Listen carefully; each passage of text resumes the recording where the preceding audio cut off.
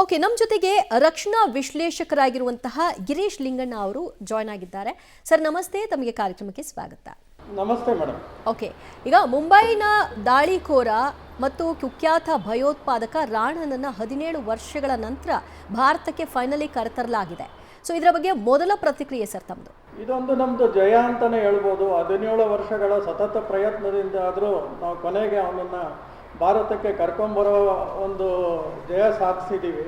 America ನ್ಯಾಯಾಲಯದಲ್ಲಿ ಹೋರಾಟ ಮಾಡ್ತಾ ಕೊನೆಗೆ ಒಂದು ಜಯ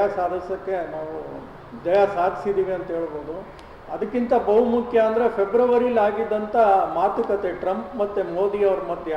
ಆವಾಗ ಟ್ರಂಪ್ ಅವ್ರು ಹೇಳ್ತಾರೆ, ಈ ಥರ ರಾಣನ ನಾವು ಭಾರತಕ್ಕೆ ಕಳಿಸ್ಕೊಡೋ ಜವಾಬ್ದಾರಿ ನಮ್ಮದು ಅಂತ ಅವರೊಂದು ಪ್ರಾಮಿಸ್ ಮಾಡ್ತಾರೆ. ಅದ್ರ ತಕ್ಕನಾಗ ಅದೇ ಥರ ನಡ್ಕೊಂಡು ಅವರು ಸುಪ್ರೀಂ ಕೋರ್ಟಲ್ಲೂ ಅವ್ರಿಗೆ ಸ್ಟೇ ಸಿಗಲ್ಲ. ಸೊ ಇದೊಂದು ಜಯ ಅಂತಲೇ ಹೇಳ್ಬೋದು. 17 ವರ್ಷಗಳ ಸತತ ಪ್ರಯತ್ನದಿಂದ ನಾವು ಜಯ ಸಾಧಿಸಿದ್ದೀವಿ. ಅಂದರೆ ಇದರಿಂದ ಏನು ಅನಿಸುತ್ತೆ ಅಂದರೆ, ಭಾರತ ಯಾವತ್ತೂ ಈ ನಮ್ಮ ದೇಶಕ್ಕೆ ಯಾರು ದ್ರೋಹ ಮಾಡಿರ್ತಾರೋ ಅವ್ರು ಯಾವುದೇ ದೇಶದಲ್ಲಿ ಅಡಗಿದ್ರು ನಾವು ಕರ್ಕೊಂಬರೋ ಪ್ರಯತ್ನ ಅಂತೂ ನಾವು ನಿಲ್ಲಿಸಲ್ಲ. ಕೆಲವು ಸಲ ಫೇಲ್ಯೂರ್ ಆಗಿರ್ಬೋದು, ಇಲ್ಲ ಅಂತ ನಾನು ಹೇಳಲ್ಲ, ಬಟ್ ಹೆಚ್ಚಿಗೆ ನಾವು ಸಕ್ಸಸ್ ಆಗಿ ನಾವು ಕರ್ಕೊಂಬರೋ ಅಂಥ ಪ್ರಯತ್ನ ಅಂತೂ ಸಕ್ಸಸ್ ಆಗಿದ್ದೀವಿ ಅಂತ ಹೇಳ್ಬೋದು. ಓಕೆ, ಸೊ ಈಗ ಈತನನ್ನ ಇಷ್ಟು ವರ್ಷಗಳ ನಂತರದಲ್ಲಿ ಭಾರತಕ್ಕೆ ಕರ್ಕೊಂಡು ಬಂದು ಏನು ಮಾಡ್ತಾರೆ ಎತ್ತ ಅದೆಲ್ಲ ಮುಂದಿನ ದಿನಗಳಲ್ಲಿ ಗೊತ್ತಾಗುತ್ತೆ. ಬಟ್ ಯಾಕೆ ಇಂಪಾರ್ಟೆಂಟ್ ಸರ್ ಇವನ್ನ ಕರ್ಕೊಂಬರೋದಾಗಿತ್ತು?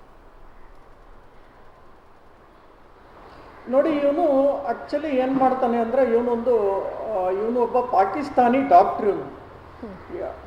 ಯಾರು ಈ ರಾಣಾ ಬಂದು ಪಾಕಿಸ್ತಾನಿ ಡಾಕ್ಟ್ರು. ಅವನೇನು ಮಾಡ್ತಾನೆ, 97ರಲ್ಲಿ ಪಾಕಿಸ್ತಾನಿ ಆರ್ಮಿ ಬಿಟ್ಬಿಟ್ಟು 2001ನಲ್ಲಿ ಇವನಿಗೆ ಕೆನಡಾ ಸಿಟಿಸನ್ಶಿಪ್ ತಗೋತಾನೆ. ಆಮೇಲೆ ಏನು ಮಾಡ್ತಾನೆ, ಅಮೇರಿಕಾಗೆ ಬಂದು ಇವನೊಂದು ಇಮಿಗ್ರೇಷನ್ ಆಫೀಸ್ ಓಪನ್ ಮಾಡ್ತಾನೆ. ಅಂದರೆ ಇಮಿಗ್ರೇಷನ್ ಆಫೀಸ್ ಅಂದರೆ ಭಾರತಕ್ಕೆ ಹೋಗೋಕ್ಕೆ ಇದು ಮಾಡೋಕ್ಕೆ ಅಂಥದನ್ನೆಲ್ಲ ಜನಕ್ಕೆ ಹೆಲ್ಪ್ ಮಾಡೋ ಥರ ಆಫೀಸ್ ಓಪನ್ ಮಾಡ್ತಾನೆ. ಈ ಒಂದು ಆಫೀಸ್ ಓಪನ್ ಮಾಡಿಕೊಂಡು ಡೇವಿಡ್ ಹೆಡ್ಲಿ ಇವನೇನಂದರೆ ಇವನೊಬ್ಬ ಡಬಲ್ ಏಜೆಂಟ್. ಪಾಕಿಸ್ತಾನ್ಗೂ ಇನ್ಫಾರ್ಮೇಷನ್ ಕೊಡ್ತಾ ಇರ್ತಾನೆ, ಅಮೆರಿಕಾದವ್ರಿಗೂ ಕೆಲವು ಇನ್ಫಾರ್ಮೇಷನ್ಸ್ ಕೊಡ್ತಾ ಇರ್ತಾನೆ. ಇವನು ತಾಯಿ ಬಂದು ಅಮೆರಿಕನ್ ಆಗಿರ್ತಾರೆ, ಇವನ ತಂದೆ ಬಂದು ಪಾಕಿಸ್ತಾನಿನೇ ಆಗಿರ್ತಾರೆ. ಸೊ ರಾಣಾ ಮತ್ತು ಹೆಡ್ಲಿ ಬಂದು ಚಿಕ್ಕ ಹುಡುಗರಿಂದ ಸ್ನೇಹಿತರು ಇವರಿಬ್ರು. ಸೊ ಇವನು ನೋಡಕ್ಕೂ ಅಮೆರಿಕನ್ ಥರನೇ ಇರ್ತಾನೆ, ಯಾವುದೇ ಇದರಲ್ಲಿ ಪಾಕಿಸ್ತಾನಿ ಥರ ಕಾಣಲ್ಲ. ಸೊ ಯಾರಿಗೂ ಇವನ ಮೇಲೆ ಸಂಶಯನೂ ಬರೋಲ್ಲ. ಸೊ ಇವನು ಏನು ಮಾಡ್ತಾನೆ, ಇವನನ್ನ ಭಾರತಕ್ಕೆ ಒಂದು ಕಳಿಸ್ಕೊಡಕ್ಕೆ ಇವನ್ನೆಲ್ಲ ಒಂದು ಸೆಟ್ ಮಾಡ್ತಾನೆ. ಯಾರು ರಾಣಾ ಅಲ್ಲಿ ಹೋಗಿ ಒಂದು ಬಾಂಬೆಲಿ ಒಂದು ಇಮಿಗ್ರೇಷನ್ ಆಫೀಸ್ ಸೆಟಪ್ ಮಾಡಿಕೊಡ್ತಾನೆ ಡೇವಿಡ್ ಹೆಡ್ಲಿಗೆ. 2006ರಲ್ಲಿ ಬಂದು ಇನ್ನೊಂದು ಇಮಿಗ್ರೇಷನ್ ಆಫೀಸ್ ಅಂತ ಸೆಟಪ್ ಮಾಡ್ತಾನೆ ಮುಂಬೈಯಲ್ಲಿ. ಸೆಟಪ್ ಮಾಡಿಬಿಟ್ಟು ಇವಂದು ಏನಂದರೆ ಏರಿಯಾಗಳು ಲೊಕೇಟ್ ಮಾಡೋದು, ಯಾವ ಏರಿಯಾದಲ್ಲಿ ಟೆರರಿಸ್ಟ್ಗಳು ಬಂದರೆ ಹೇಗೆ ಅಟ್ಯಾಕ್ ಮಾಡ್ಬೋದು ಅಂತ ಒಂದು ನಕ್ಷೆ ತಯಾರಿ ಮಾಡ್ತಾನೆ. ಸೊ ಇವನೊಂದು ಇಮಿಗ್ರೇಷನ್ ಆಫೀಸ್ ಓಪನ್ ಮಾಡಿರೋದ್ರಿಂದ ಯಾರಿಗೂ ಡೌಟ್ ಬರಲ್ಲ, ಇವನು ಇಲ್ಲಿ ಬಂದು ಈ ಥರ ಒಂದು ನಕ್ಷೆ ತಯಾರಿ ಮಾಡ್ತಾ ಇದ್ದಾನೆ ಅಂತ. ಇವನು ಮಧ್ಯ ಪಾಕಿಸ್ತಾನ್ಗೂ ಹೋಗಿ ಬರ್ತಾನೆ ಡೇವಿಡ್ ಹೆಡ್ಲಿ. ಸೊ ಬಟ್ ಜನಕ್ಕೆ ಯಾರಿಗೂ ಇವನ ಬಗ್ಗೆ ಡೌಟ್ ಬರಲ್ಲ, ಯಾಕಂದ್ರೆ ಇವನು ಅಮೆರಿಕನ್ ಸಿಟಿಸನ್ ಆಗಿರೋದ್ರಿಂದ, ಆಮೇಲೆ ಇವನ್ ಪಾಸ್ಪೋರ್ಟ್ ಅಮೆರಿಕನ್ ಆಗಿರೋದ್ರಿಂದ, ಇವನ್ ನೋಡಕ್ಕೂ ಅಮೆರಿಕನ್ ವೈಟ್ ಇರೋದ್ರಿಂದ ಇವನ್ ಯಾಕೆ ಪಾಕಿಸ್ತಾನ್ಗೆ ಹೋಗ್ತಾನೆ ಅನ್ನೋದು ಯಾರಿಗೂ ಸಂಶಯನೇ ಬರದೇ ಇರಂಗೆ ಇದು ಮಾಡ್ತಾನೆ. ಸೊ ರಾಣಾ ರೋಲ್ ಬಂದು ಇವನನ್ನ ಭಾರತಕ್ಕೆ ಕಳಿಸ್ಕೊಡೋದು, ಭಾರತದಲ್ಲಿ ಒಂದು ಆಫೀಸ್ ಸೆಟಪ್ ಮಾಡೋಕ್ಕೆ, ಈ 2 ರೋಲು ರಾಣಾದು ಇದರಲ್ಲಿ ಬಹುಮುಖ್ಯವಾಗಿ ಕಂಡು ಬರ್ತದೆ. ಸೊ ಈ ಡೇವಿಡ್ ಹೆಡ್ಲಿ ಎಲ್ಲ ಇನ್ಫಾರ್ಮೇಶನ್ ತಗೊಂಡೋಗಿ ISI ಕೊಟ್ಟು ಈ ಒಂದು 26/11 ದಾಳಿ ನಡೆಯುತ್ತೆ. ಸೊ ಬಟ್ ಇವನ್ ರಾಣಾ ಹೇಗೆ ಸಿಕ್ಕಾಕೋತಾನೆ ಅಂದರೆ, 2009ರಲ್ಲಿ ಇವನೇನು ಮಾಡ್ತಾನೆ, ಡೇವಿಡ್ ಹೆಡ್ಲಿ ಬಂದು ಒಂದು ಡೆನ್ಮಾರ್ಕ್ ನ್ಯೂಸ್ ಪೇಪರ್ ಮೇಲೆ ದಾಳಿ ಮಾಡೋಕ್ಕೆ ಹೋಗ್ತಾನೆ. ಏನಕ್ಕೆ ದಾಳಿ ಮಾಡೋಕ್ಕೆ ಪ್ರಯತ್ನ ಪಡ್ತಾನೆ ಅಂದರೆ, ಅವರು ಮೊಹಮ್ಮದ್ ಪ್ರೊಫೆಟ್ ಅವ್ರನ್ನ ಒಂದು ಕಾರ್ಟೂನ್ ರೀತಿಯಲ್ಲಿ ಒಂದು ಬಿಂಬಿಸಿ ಒಂದು ಪಬ್ಲಿಷ್ ಮಾಡ್ತಾರೆ ಪೇಪರು.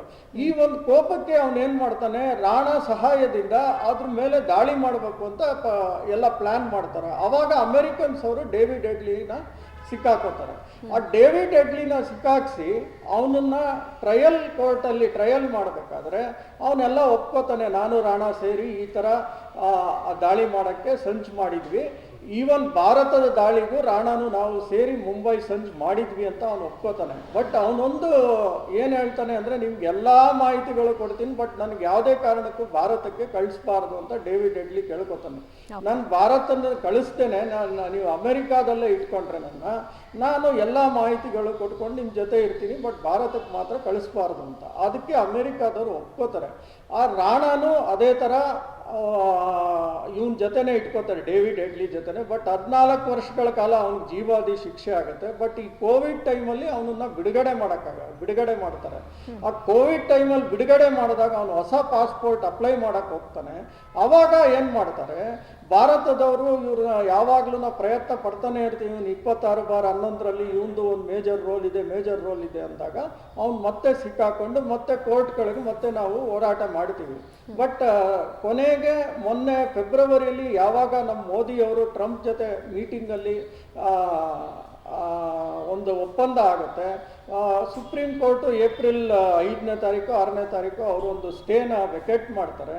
ನಾವು ಯಾವುದೇ ಕಾರಣಕ್ಕೂ ನೀನು ಹಿಡ್ಕೊಳಕ್ಕೆ ಬರಲ್ಲ, ಭಾರತಕ್ಕೆ ಎಕ್ಸ್ಟ್ರಾಡೇಟ್ ಮಾಡೋಕ್ಕೆ ನಾವು ಒಪ್ಕೋತೀವಿ ಅಂತ ಹೇಳಿದ ತಕ್ಷಣ ನಮ್ಮ NIA ಅವರು ಹೋಗಿ ಅವನನ್ನು ಅಲ್ಲಿ ಬಂಧನ ಮಾಡ್ತಾರೆ. ಇಷ್ಟು ನಡೆದಿತ್ತು.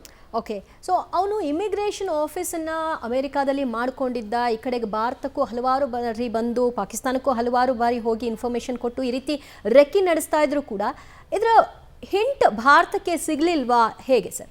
ಇಮಿಗ್ರೇಷನ್ ಆಫೀಸು ರಾಣಾ ಓಪನ್ ಮಾಡ್ಕೊಂಡಿರ್ತಾನೆ. ರಾಣಾನು ಬಂದು ಹೋಗ್ತಾನೆ ಭಾರತಕ್ಕೆ. ತಾಜ್ ಹೋಟ್ಲು ಯಾವ್ದಕ್ಕೆ ಹೊಡಿತಾರೋ ಆ ತಾಜ್ ಹೋಟ್ಲಲ್ಲೇ ಅವನು ಅವ್ರ ಹೆಂಡತಿ ಬಂದು ಉಳ್ಕೊಂಡು ಹೋಗಿರ್ತಾರೆ. ಬಟ್ ಜಾಸ್ತಿ ಬರೋದು ಏನಂದ್ರೆ ಇವನು ಯಾರು, ಡೇವಿಡ್ ಹೆಡ್ಲಿ. ಅವನು ಸುಮಾರು 7 ರಿಂದ 8 ಸಲ ಬಂದು ಹೋಗ್ತಾನೆ ಈ ಅಟ್ಯಾಕ್ ಆಗಕ್ ಮುಂಚೆ. ಯಾಕಂದ್ರೆ ಅವನದೊಂದು ಆಫೀಸ್ ಇರುತ್ತೆ ಎಲ್ಲಿ, ಮುಂಬೈಯಲ್ಲಿ. ಸೊ ಇವನು ಹೆಡ್ಲಿ ಹೋಗಿ ಮಾಡ್ತಾ ಇರ್ತಾನೆ, ಹೋಗಿ ಬಂದು ಪ್ಲಸ್ ಪಾಕಿಸ್ತಾನಕ್ಕೂ ಹೋಗ್ತಾ ಇರ್ತಾನೆ. ಬಟ್ ಇವನ್ ಪಾಸ್ಪೋರ್ಟ್ ಅಲ್ಲಿ ಇವ್ರ ತಾಯಿ ಹೆಸರು ಬಂದು ಅಮೆರಿಕನ್, ಇವ್ರ ತಾಯಿ ಬಂದು. ಸೊ ಯಾರಿಗೆ ವಿಧವಾದ ಸಂಶಯ ಬರಲ್ಲ. ಈ ಇಂಡಿಯಾಗೆ ಬಂದು ಪಾಕಿಸ್ತಾನ್ಗೆ ಹೋದ್ರು ಯಾರೋ ಅಮೆರಿಕನ್ ಹೋದ ಅಂತ ಆ ತರ ಒಂದು ಪ್ರವಾಸಿ ರೀತಿ ಭಾವನೆಗಳು. Okay sir.